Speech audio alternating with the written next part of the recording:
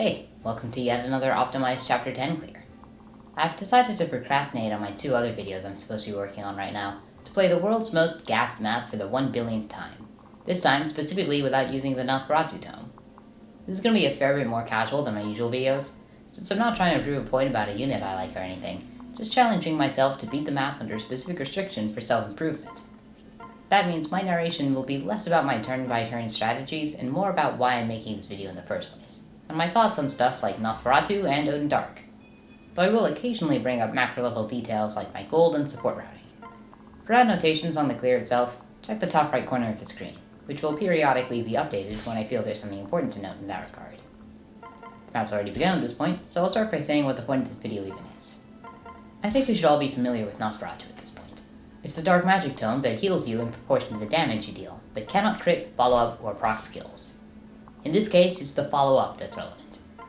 For most units, the most relevant way to get them to contribute is to give them 5 more speed than the enemy and enough attack to kill them in 1 round. Your Nosferatu user can't kill that way, so the best ways to make up for that are to either OHKO them outright, get some extra attack from a dual strike, or simply be content with killing enemies in 2 rounds. YouTuber Zorin popularized that last method with respect to, specifically, Odin Dark, the first dark mage you get in this game, but me personally, I've never been a fan of that. Despite my player phase nature, I tend to play quickly, and that means I don't have the time to engage a group of enemies over the course of 2 enemy phases. The counter-argument people like to give to this is that killing 10 enemies in 2 turns is just as good as killing 5 enemies in 1 turn, but in practice, Odin isn't actually taking on that many enemies that quickly. The reason for this is, since he isn't killing, he isn't freeing up the space for another enemy to attack him. So if you want him to engage a squadron that big, he'll have to do it over the course of 3 or even 4 turns. And in a game that kind of just gives you the tools to fight 10 enemies in 1 turn, I don't think this method of engaging with the Nosferatu tome is an efficient use of my time.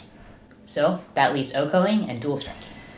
These are a lot better, since they let you benefit from the lifesteal effect and kill enemies quickly at the same time. But the attack threshold to kill these methods, especially OHKOing, is a lot higher than simply doubling, which is a big deal when one of your best Nosferatu users, Odin, tends to have pretty low magic. I tend to find the best use for the tome is the same as with Soul, improving your action economy so you don't have to heal with stabs or vulneraries. But the opportunities you have to do this with a weapon that can't double are pretty limited. This is, in a nutshell, why I haven't been very impressed by the Nosferatu tome, but there is one exception. One map with plenty of low-res enemies and easy opportunities to set up dual strikes are consistently found Nosferatu to have a big impact on my strategies. And that map is Chapter 10. With its 2-tile hallways and unresistant Oni savages, it's almost begging for a pair of magic tanks like Nosferatu Odin and Dragonstone Corrin to plug the chokes and eliminate the threatening club users with each other's dual strikes. Nosferatu's contributions on this map are genuinely great, but I also find this is basically the only map where this applies. Unless you count Setsuna's and Ringa's rooms in Chapter 11. But I tend to have other units like Niles and Selena handle those.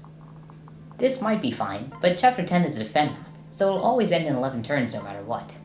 So making it of all maps go by a little faster isn't actually making anything more efficient. And Nosferatu isn't free. It's 4,000 gold, which is the same as 2 seals or over 25 tonics. For a weapon that's most useful on a defend map, used very sparingly outside of it, that's a pretty awful use of my money.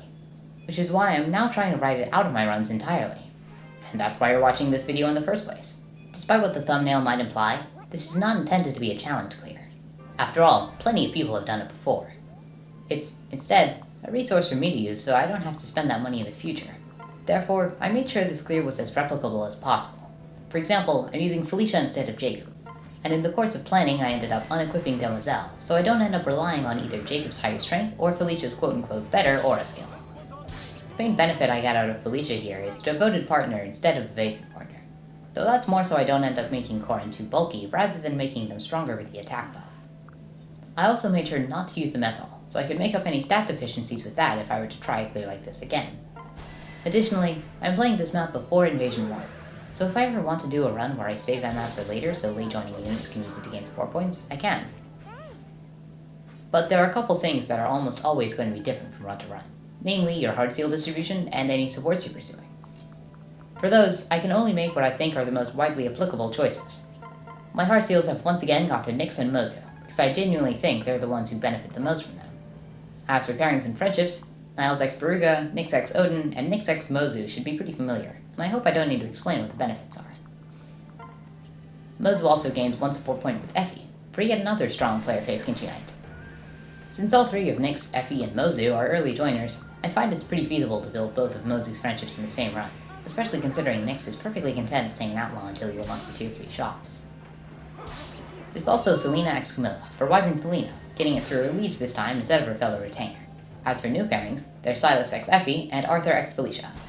The former is mostly to get those two early joiners out of the way, though it also lets them pull off that trick where they each promote a Great Knight and pick up the unpromoted skills from each other's class leads. Sophie can do this too. As for Arthur, the reason he's marrying Felicia is to give his wife early access to rally strength. Felicia's speed and luck pair-up is also invaluable for Arthur. An Arthur that doubles things with good hit and dodge is a legitimate powerhouse. He's a unit I feel I've neglected in my other Fate series, which is a shame because he's one of my favorite units in the game, so hopefully him seeing a large amount of combat here should make up for that somewhat. Of course, I'm likely not going to do these exact pairings whenever I play this game next, so this is the aspect of the clear I'm going to have to tweak the most whenever I replay this map. But that's the great thing about Chapter 10. It's never the same any 2 times you play it, so it always feels fresh in spite of how early in the game it is. It should be obvious I'm not continuing this playthrough specifically, so this clear more so serves as a proof of concept. Anyway, back to Nosferatu. I feel like I should elaborate on why saving that 4,000 gold matters so much. After all, Conquest is flush with money, handing you as much as 10k almost every other map. So sure, even if Nosferatu isn't that useful outside of Chapter 10, is the cost even that big a deal to warrant not buying it? Is it really that different from buying the Levin Sword, which Corrin will only use for 3 or so maps anyway? I consider the Levin Sword higher impact than Nosferatu for the maps each of them are good, because of how useful the High Might and Unrestricted 1-2 range is. But even ignoring that, I still say yes, partially due to the context surrounding them. While money is rarely a true limiting factor in this game, having more of it specifically for the early game, where there's a lot you've yet to buy and the game hasn't really had a chance to unload all its gold on you, unlocks a lot of great quality of life purchases. A second Javelin is great to let Effie and Silas fight at 2 range either very far away from each other so they don't have to trade it back and forth, or right next to each other to block the 2-tile choke point on the left side of the map and fight ninjas on enemy phase. A Thunder +1 lets Camilla one-round archers and only savages on this map without needing a free turn to use a magic tonic. Speaking of tonics, I bought a lot of those for the hard stats to reach specific thresholds on this map. I've also forged plenty of bronze +1s, especially bows, so my 3 bow users can each Oko Sky Knights with good accuracy. The only downside to this is if you're playing on physical, unmodded hardware, you may not have the gems to afford all these forges. There's even more I could have bought, like reliability tonics for more noticeably shakier units like Effie and Arthur. Or if you're really crazy, a friendship seal, of which the main beneficiaries are Corrin, Jacob, and Odin. Corrin and Jacob can use it to go into the Cavalier line through Silas friendship, and Odin can use it to go into Outlaw through Niles, assuming you're playing both Paralog and Invasion 1 prior to Chapter 10. Bit of a tangent, but Outlaw Odin is a very funny build. I don't think he benefits from the class as much as Nyx does because of his lower offensive stats and lack of flight without marriage, but move +1 will never not be insane. While none of these purchases are necessary, they do make your life easier, and it's much easier to get whichever of these you want if you aren't paying nearly half your Chapter 8 payout for Nosferatu. But maybe that doesn't have you convinced. After all, you can just sell iron weapons or the talisman to make things easier, and that's true. But, like how you can think of your first 2 heart seals as a set of your first 5 heart seals, this early game decision also ripples out to the mid game. There's exactly one point in the game where I would say money is a legitimate factor you have to be conscious of, and that's the stretch of chapters where you're spending a lot of money on master seals and special weapons from the tier 2 shops, which typically reaches its apex at around chapter 18. 4,000 gold you're spending on Nosferatu in the early game is 4,000 you can't spend on a bolt axe or hunter's knife or hammer or lightning or beast killer in the mid game. That's not even mentioning reclassing seals or tonics. Once again, none of these are necessary, but you do feel their absence. Whether you think Nosferatu is a worthwhile purchase or not is up to you, but hopefully I've adequately explained why, to me, it's no longer something I'm willing to spend my money on. All this talk of Nosferatu might make you wonder what my thoughts on Odin, its most iconic user, are. And to be honest, my opinion of Odin as a unit has waned more and more recently. Of the 4 early game carries, which I'm defining as Corrin, Silas, Odin, and Effie, I think Odin is the most replaceable. Often literally, by Dark Mage Nyx, whose lower bulk and accuracy is offset by the fact that she has an easier time reaching 1-round thresholds with fire, or 1-shot thresholds with Timbalvero or Nosferatu. In fact, Odin can almost never Oko the Oni savages on this map with Nos, while Nyx can do it with 0 magic levels, giving her the niche of being able to 1-round with Nos in guard stance, making her a better counter for the throwing club and paired up Onis. Odin's doing fine with fire here, but that's with 4 tonics and an Nyx power up. For reference, Effie and Silas need 0 tonics for what they're doing. While Odin has a valuable early game niche as the bulkier of the 2 early Dark Mages, he's only bulky in comparison to Nyx's pathetic 4 defense. Odin is perceived as bulky, but is very superficial. Without Nos, he's honestly a bit on the frail side. And even with it, I sometimes find him wanting for tonics. Perhaps that's because I use him in attack stance, but I don't think it's too much to ask to let me use him in the way that lets him one round. He'll always be one of your better answers to the only savages on this map, but units like Corrin, Silas, Nyx, Camilla, Selena, hell, even Effie and Arthur can fight them just fine, so it's a pretty contested niche. His long-term prospects are also worse than a lot of those units, being essentially a Leo with a lot more hit, but a lot less magic and resistance. The hit lead lets Odin use inaccurate weapons like the Horse Spirit, but in most situations I think Leo's leads are much more impactful. Odin's lower magic prompts you to either go Sorcerer and feel bad about the loss of 2 movement, or go Dark Knight and feel bad about not killing. Well, he doesn't even have the mage killing niche that's part of the reason Leo's so good. Still, it's easier to buff Odin's magic with Spirit Dust than it is to buff Leo's hit, so if you're willing to give him that investment, it is a very real niche. It might sound like I'm being very mean to Odin right now, but I swear I do genuinely like this unit. He joins early and has a lot of fun options, especially if you're willing to play around with reclassing.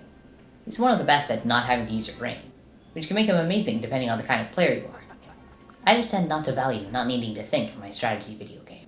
Mainly, I just think the effort it takes to make him good is very understated by most players. But he's still totally fine, if overrated. That's all I have to say, so this will end my voice commentary. Feel free to watch the rest of the clear, but until then, this has been CodingAnt, and I'll see you next time.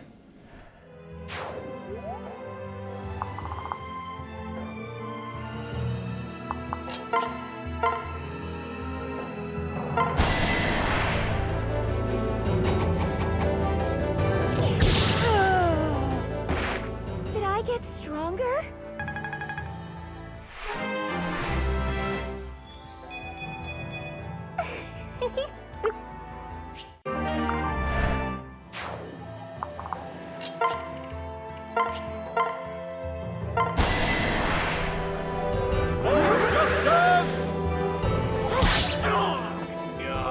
All taken care of.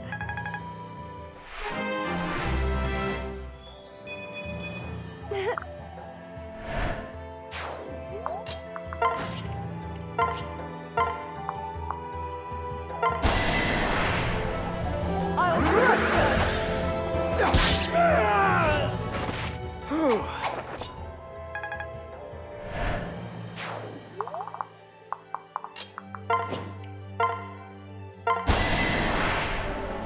Let's win this one, all right? What a pain. Aw.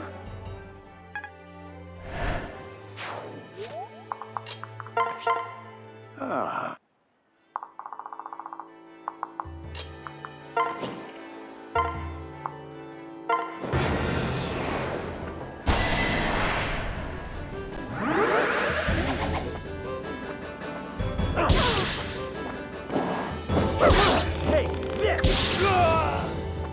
You took my target.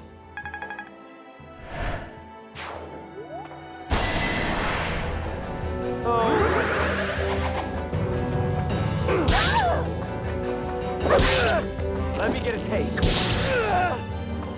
Don't interfere.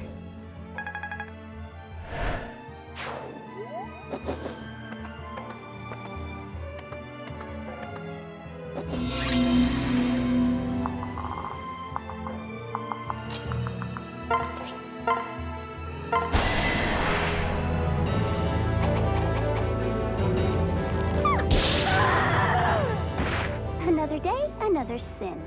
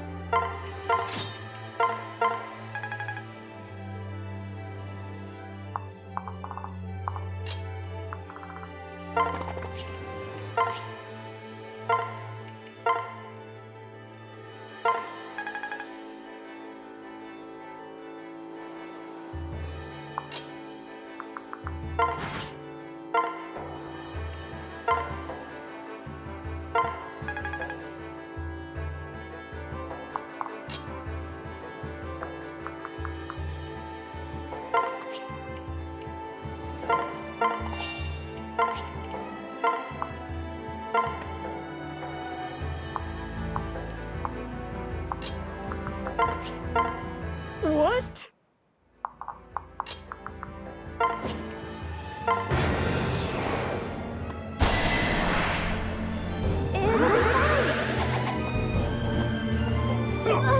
I'll protect you!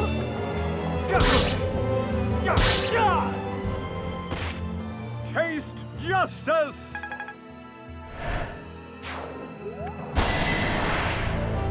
We've got this!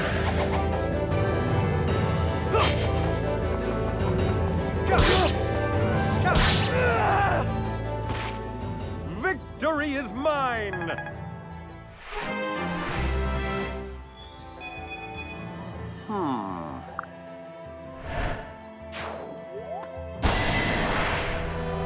We can do this together! Just in time!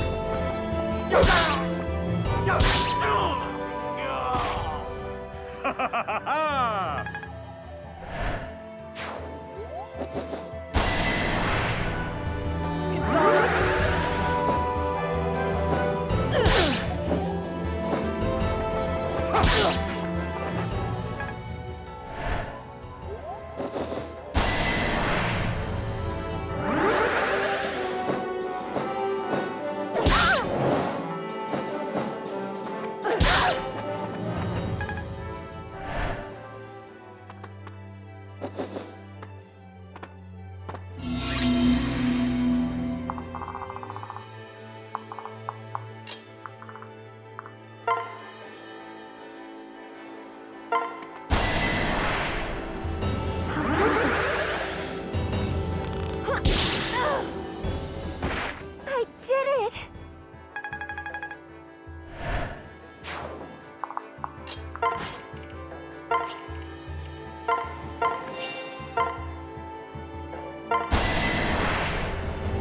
We can do this together.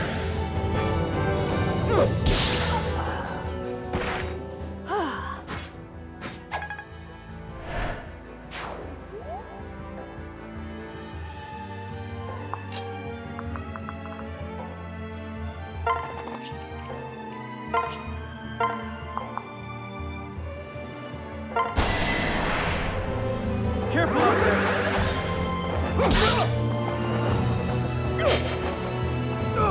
I won't let you! It's over.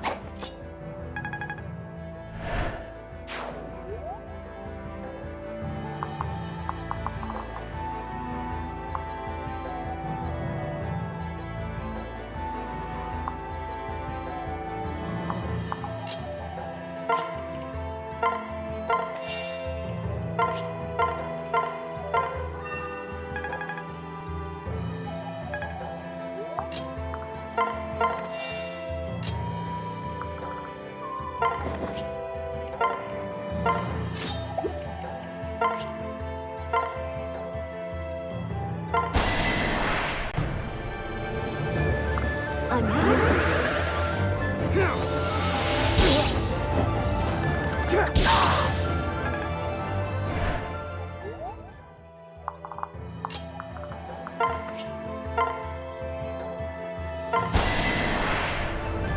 I'll handle this miscreant! I was here first! Defeated by you? Ugh.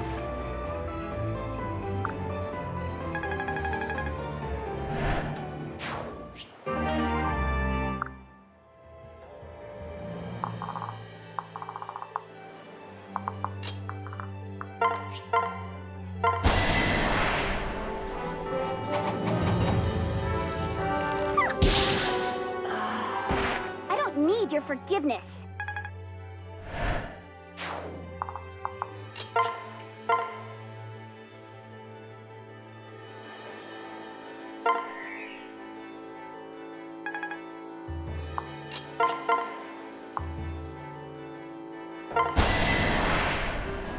Let's go. It's my turn. You saved me.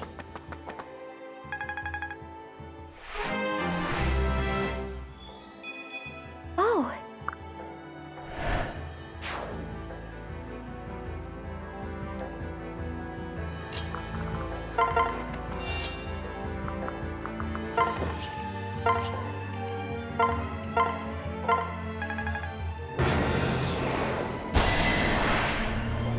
Let's see what he's got. Amateur.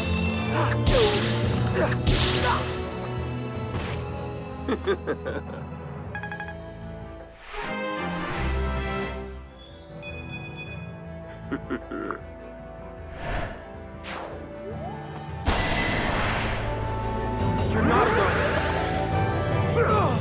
Stay strong.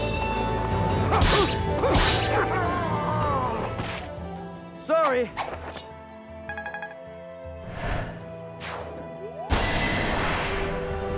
I'm gone.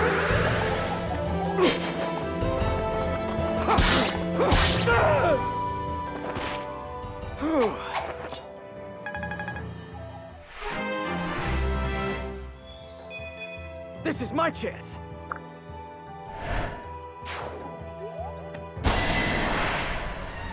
How shall we proceed?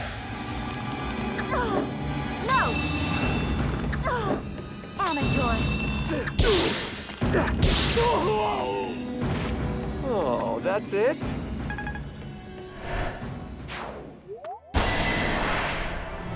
Must I restrain myself?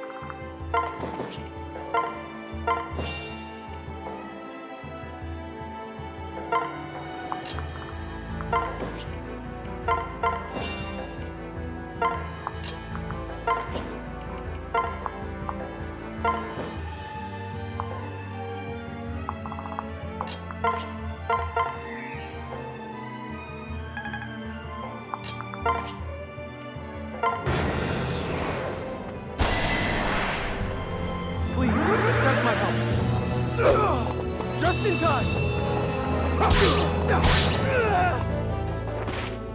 That went well.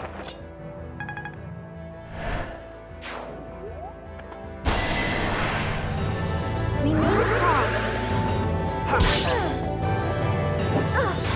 I'm here!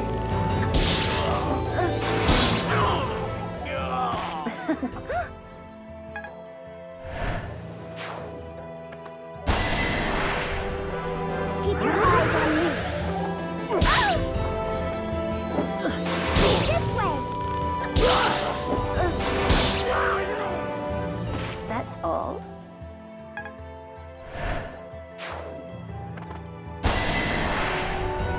I will help you. Stand aside!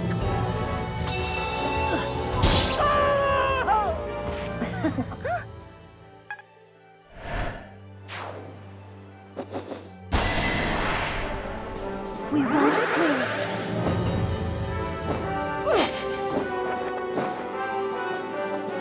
Let me help.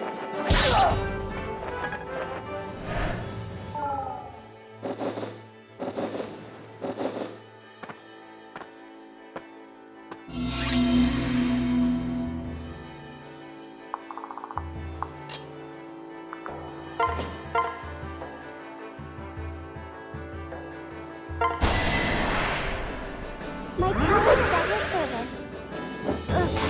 How unfortunate!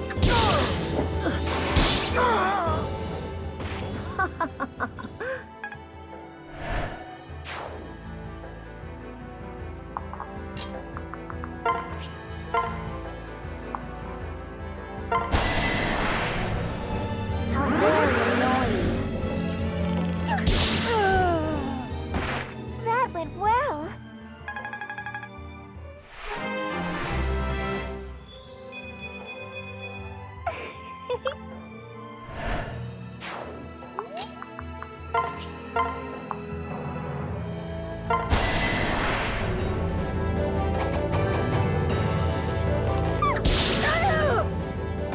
With age comes wisdom.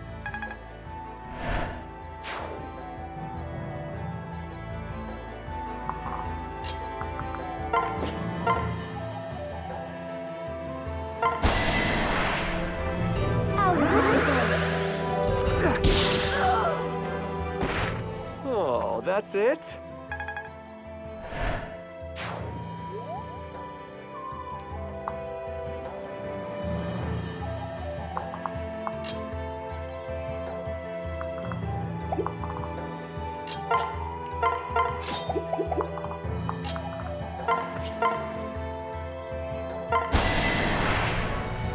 You'll be all right. This is my chance. Thank you, sidekick.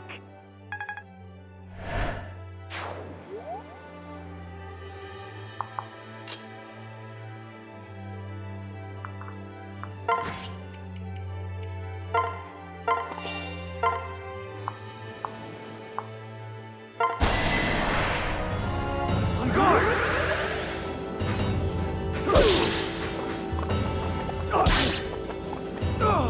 Stay strong. Good.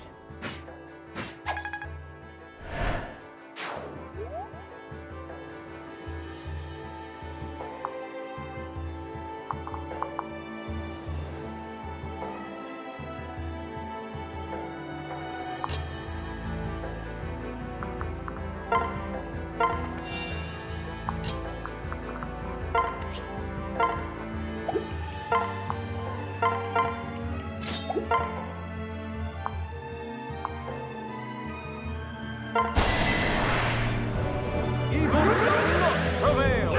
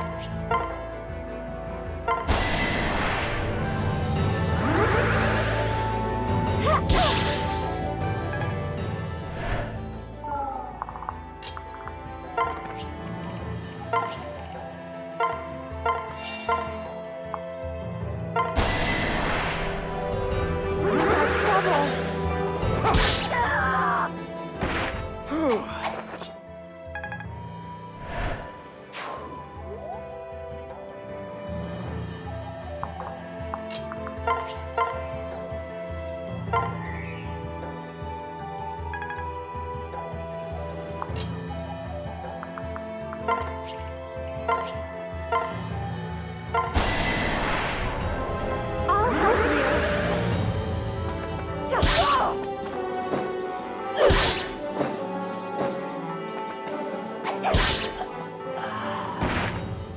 What a fool.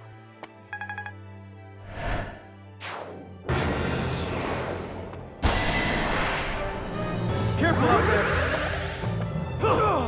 I won't let you.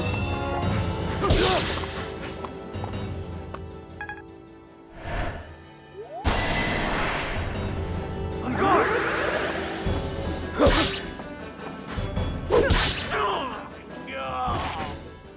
Well, that was easy.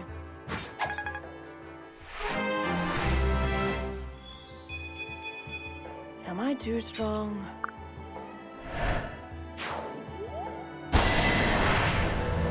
I'll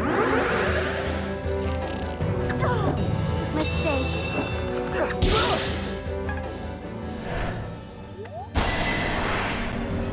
I'll wait.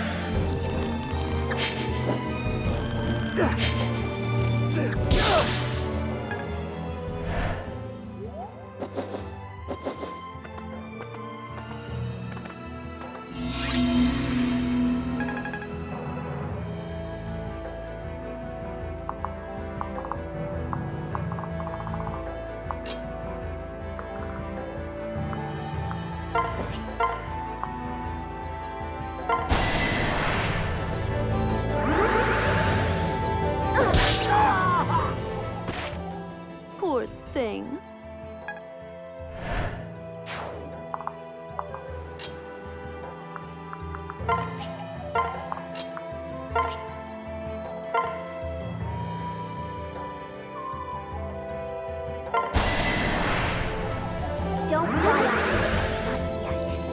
me. I did it!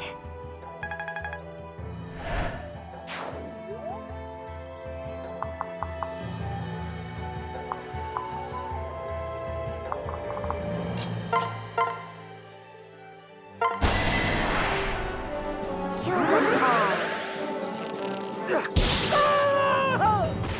How disappointing.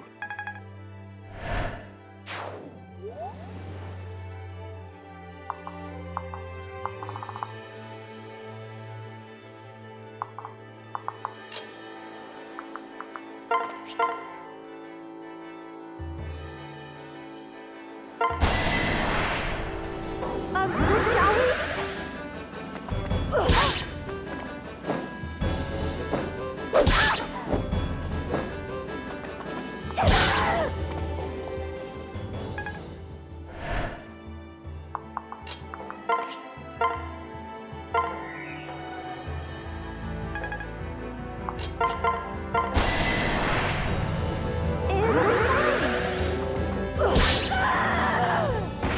What did you expect?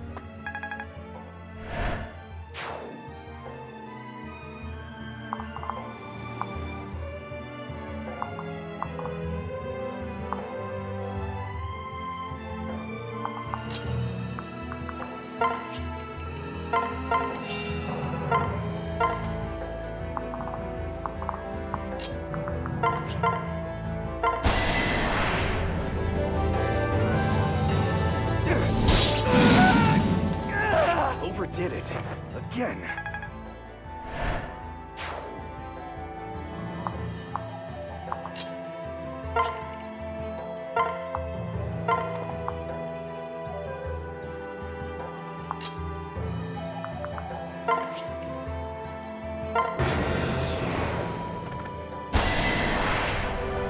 I can do this!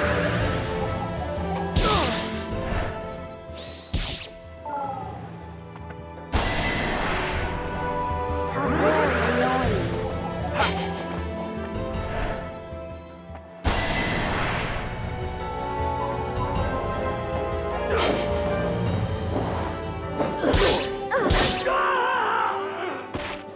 That's all?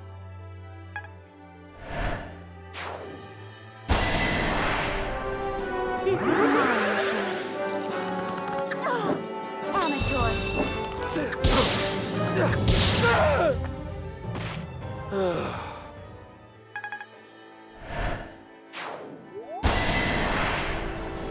Let's see what you've got.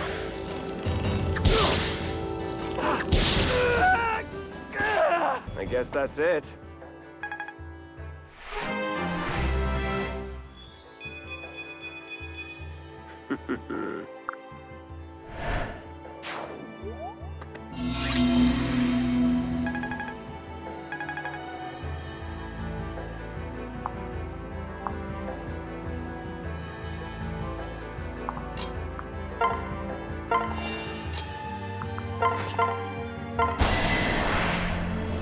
Together we shall prevail.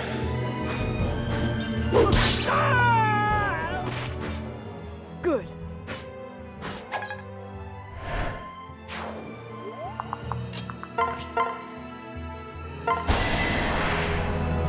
I'll do my best. Don't come any closer!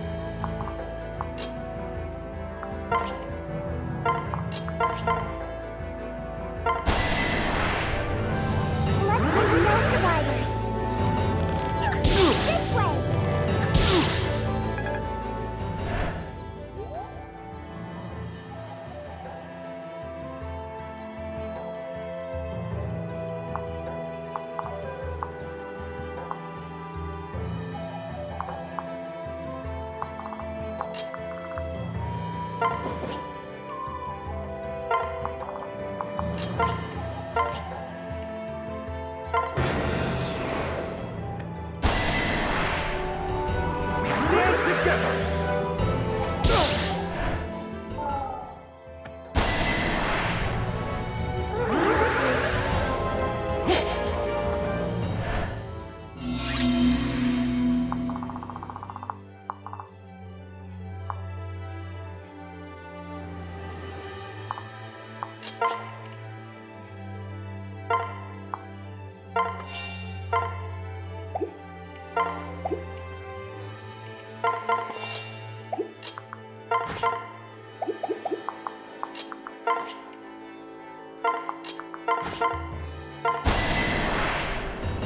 Everything will be fine.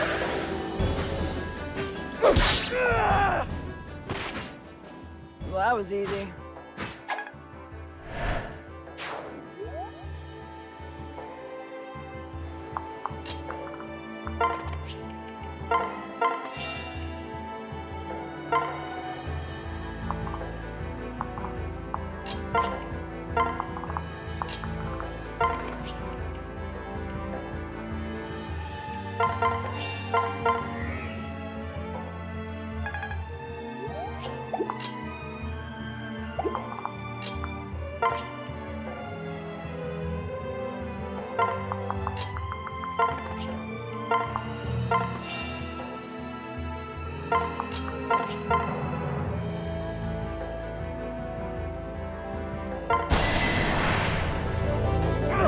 My aching blood!